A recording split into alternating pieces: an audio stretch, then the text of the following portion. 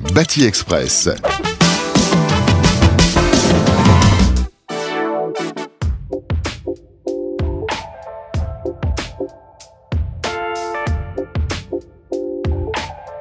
Batimat, le salon mondial du bâtiment, est un endroit où on se rencontre, on échange et puis on est surtout en capacité d'aller identifier les innovations d'un secteur en pleine mutation, en pleine transformation, le secteur du bâtiment.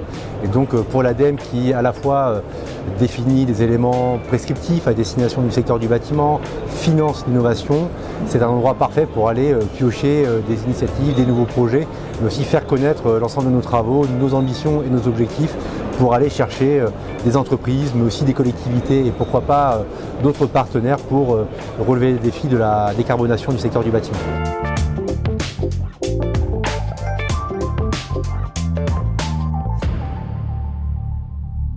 Le pacte tertiaire fait partie des cibles prioritaires de l'ADEME. À lui seul, il représente 17% de la consommation d'énergie finale. C'est 1,2 milliard de mètres carrés sur le territoire national et 37% de sa consommation énergétique est d'origine fossile.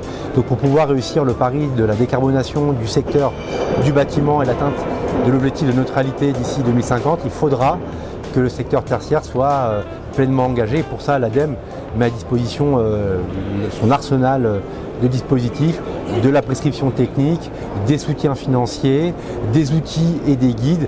Et plus récemment, a mis en place une plateforme, la plateforme Opérate, qui permet pour les acteurs du tertiaire assujettis à ce décret, au décret des éco-énergie tertiaire, de renseigner leurs données, leurs objectifs et leurs ambitions sur cette plateforme et pour nous donner des enseignements pour les accompagner encore mieux sur l'atteinte des objectifs de ce décret énergie tertiaire.